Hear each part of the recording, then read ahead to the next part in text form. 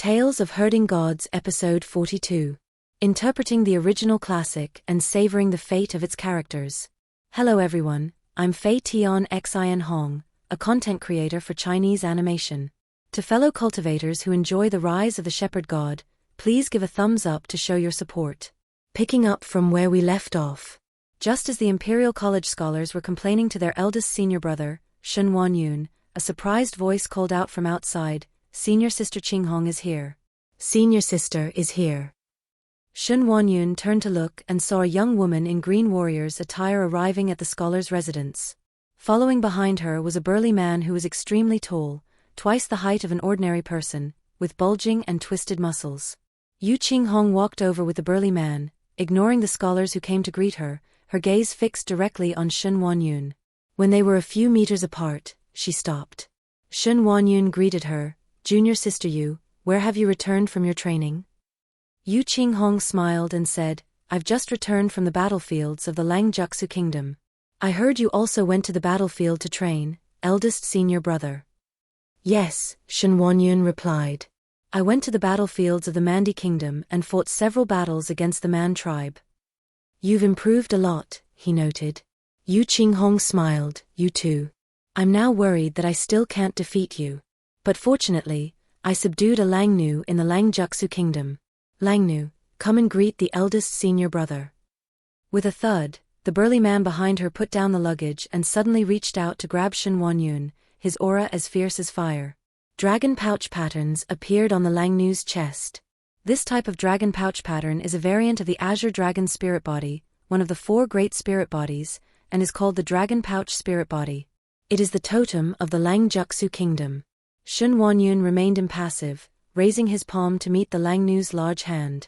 With a loud bang, Shun Wanyun remained seated, his clothes fluttering, while the Langnu's tall body swayed slightly.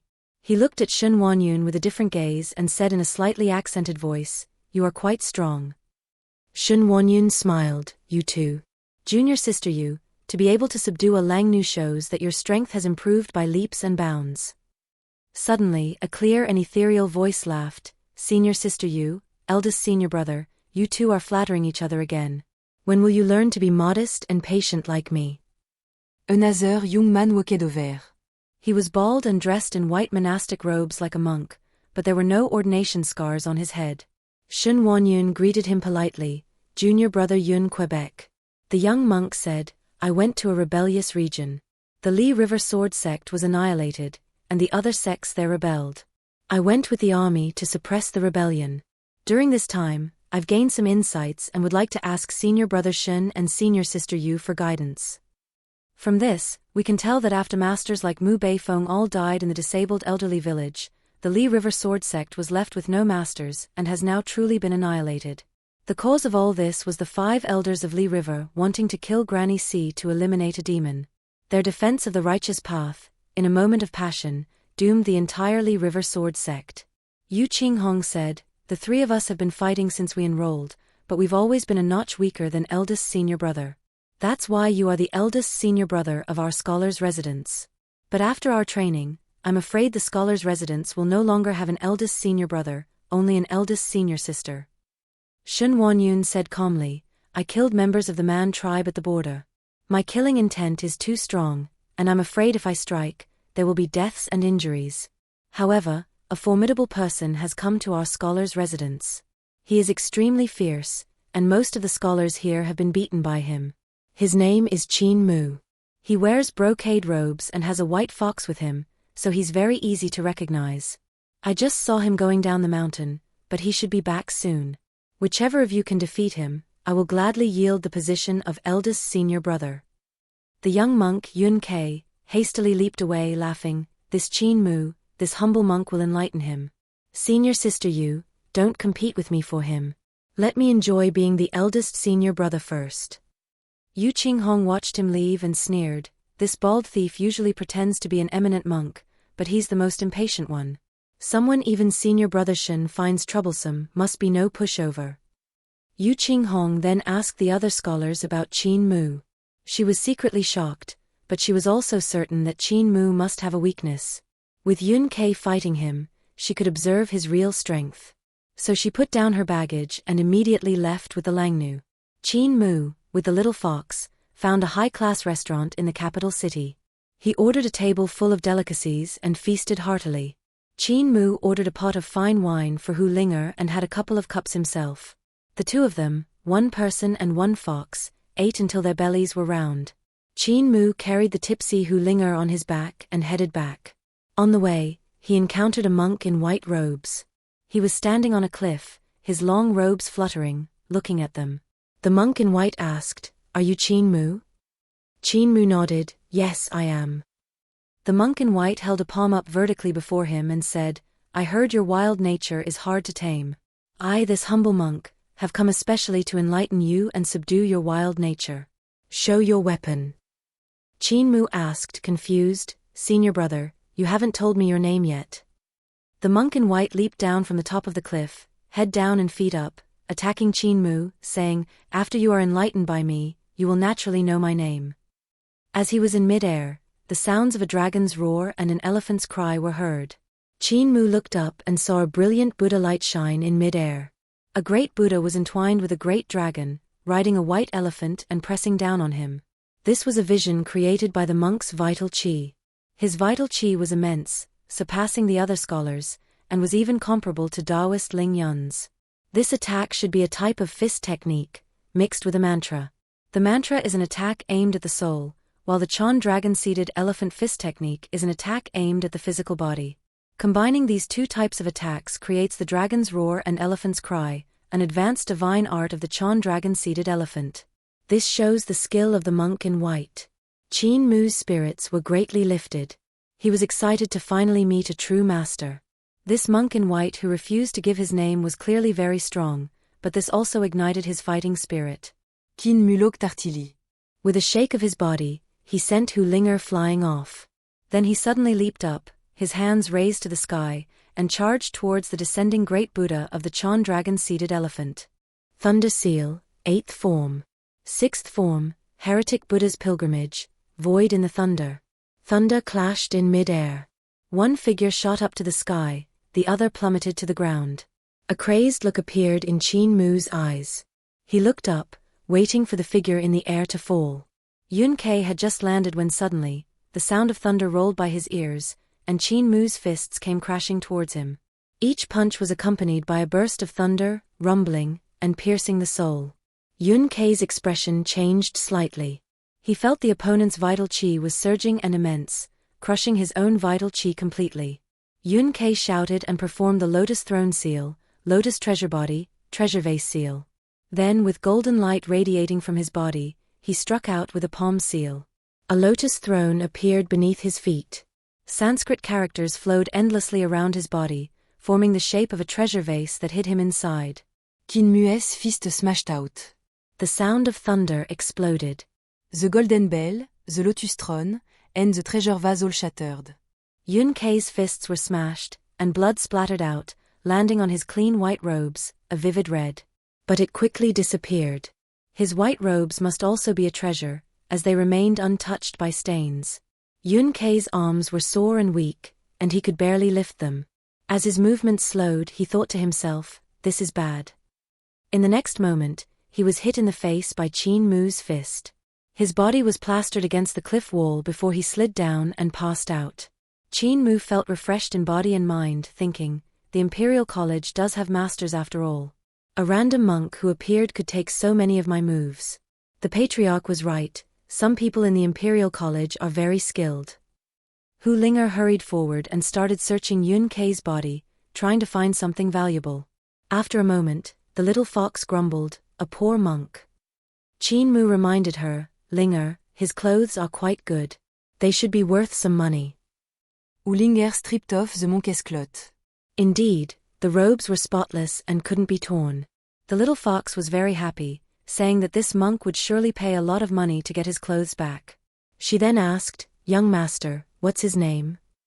Qin Mu leaped onto the cliff and walked towards the scholar's residence. He shook his head and said, "How would I know? I asked him just now and he wouldn't say." He was probably afraid of losing face after being defeated. This monk does have some sense, he knows his own limits. Not far away, Yu Qinghong suppressed the shock in her heart and walked over with the Langnu. She looked down the cliff and saw Yun Kei lying at the corner, wearing only a pair of white shorts, still unconscious. Yun Kei is so useless, she thought. He couldn't even force him to use his full strength.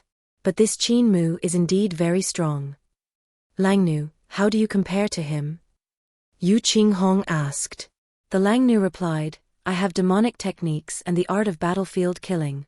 I can force him to use his full strength, but I can only last for 10 moves. After 10 moves, I will surely be defeated. Yue Qinghong's eyes lit up. Go, she commanded. The Langnu bowed. His hands reached behind his back, and with 2 swooshes, the 2 scimitars crossed on his back were unsheathed. These were 2 pitch-black blades without any impurities, over 10 feet long, narrow, and curved. The Langnu strode forward, his steps getting faster and faster. Suddenly, he let go of the blades. His vital qi, like flying threads, guided the 2 demonic blades to fly silently through the air, slashing towards Qin Mu. One blade slashed horizontally along the ground, while the other slashed horizontally at his waist. Qin Mu seemed to have already sensed the attack. His body moved in a very strange way. One foot stepped on the demonic blade slashing from below, while the other foot kicked the demonic blade slashing from above. The upper demonic blade was kicked away, and the lower blade was stomped by him into the mountain rock. The Langnu was startled. He saw Qin Mu flicker like a ghost and rushed towards him. The Langnu's vital qi threads trembled, and the 2 demonic blades whistled back. Black light crisscrossed around Qin Mu as the demonic blade technique of the Langjuxia kingdom was displayed to its fullest extent. But not a single blade landed on Qin Mu. He dodged them all by a hair's breadth. However, Qin Mu was also forced back by the blade lights, unable to advance. Not only could he not advance, he was constantly retreating. The Langnu, a veteran of the battlefield, had extremely rich combat experience. The feeling he got from Qin Mu's retreat was extremely dangerous. His demonic blade technique became even more frantic, but Qin Mu had already gathered his power to the limit. Suddenly, Qin Mu threw a punch. Instantly, a mighty dragon's roar was heard. The 2 demonic blades went out of control, whistling back towards the Langnu. Coming with the demonic blades was Qin Mu's magnificent and domineering punch. The Langnu roared as his vital qi erupted. Instantly, an aura as desolate as a desert and reeking of blood burst from his body. His clothes exploded open, revealing dragon wolf patterns all over him. He pushed his palms forward, using all his might and pouring all his vital qi into them. With a violent bang, the Langnu's body was pushed back repeatedly. His own 2 demonic blades pierced his ribs. He retreated for dozens of meters before crashing into a boulder, which finally stopped his momentum. Linger, no need to rob him, Qin Mu called back to Hu Linger, who was preparing to collect the spoils of war. Leave him some money for his injuries. He shook his head and said, he used a weapon, so I hit him a bit hard. His injuries are not light, and it will cost a lot of money to heal him. Hu Linger clicked her tongue, what a pity. Those 2 blades were pretty good. Qin Mu said, they are not as good as my blade. But his skills are not bad. His combat awareness is stronger than that monk's. Yu Qinghong waited for Qin Mu to walk away, then she appeared and went to the Langnu's side. The Langnu was bleeding from the corner of his mouth. The 2 demonic blades had pierced through his ribs, pinning him to the boulder behind him and making him unable to move. The Langnu said bitterly, Master, I miscalculated. I used 10 moves, but he only used 3. Be careful. Just as he said this, Yu Qinghong suddenly felt a warmth behind her. A body was pressed tightly against her back. She was startled. Someone was pressed against her, back to back. When did this person arrive? She didn't sense anything at all. Just then, Qin Mu's voice came from beside her ear. They were very close. Senior sister, he is your servant. You had your servant attack me. Do you think I don't dare to kill people in the Imperial College? Fine beads of cold sweat appeared on Yu Qinghong's forehead. Suddenly, her feet moved rapidly. With a quick step, she tried to get away, but Qin Mu's body was still pressed against her back. His voice sounded in her ear, Senior sister, are you going to give me an explanation? Yue Qinghong's scalp tingled. Her figure moved like a ghost, extremely fast, using the Cloud Sect Sparrow shadow footwork. But no matter how she moved, Qin Mu remained stuck to her back, like a shadow. Suddenly, Yu Qinghong felt the muscles of the young man behind her squirming like snakes under his skin. She was horrified, recognizing this as the finishing move of the battle technique school. Qin Mu began to move his feet. Yu Qinghong suppressed her fear and followed his movements. She knew that the finishing move of the battle technique school was executed in close quarters. As long as she stayed behind Qin Mu and didn't let him turn around, it would be difficult for him to use his finishing move. A moment ago it was Qin Mu sticking to her, but now it was she sticking to Qin Mu, following his footsteps, not daring to leave him for a second. The two of them, back to back, moved briskly on the mountain of the Imperial College, like a fluttering butterfly, drifting back and forth. Many scholars on the mountain stopped in their tracks, looking at them with admiration. Qin Mu was in brocade robes, and Yu Qinghong was in green. The two of them were pressed so closely together, it was easy to let one's imagination run wild. "Yeah, what you two are doing is a bit inappropriate, isn't it?" someone commented. "Running around so closely is not what one would normally call a fight." The narrator, Old Demon Hong, highly suspects that Qin Mu is deliberately bullying his senior sister. "If you're going to fight, then fight. Why make it so flashy?" A scholar sneered, a shameless couple. In broad daylight, they are giving off a disgusting vibe. Suddenly, there was a loud bang. Qin Mu leaned back, pressing against a pillar of the Qingyong Hall. Qin Mu cale tu ou Linger, let's go. "Don't think about robbing her. If you want to rob her, you'll have to pry her out of the pillar first. She is very good, she was able to keep up with my steps. She is a master." Hu Linger quickly followed him, looking back reluctantly.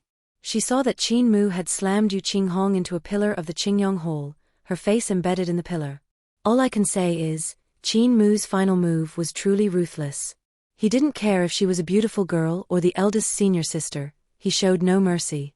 Surrounding them was a group of stunned scholars.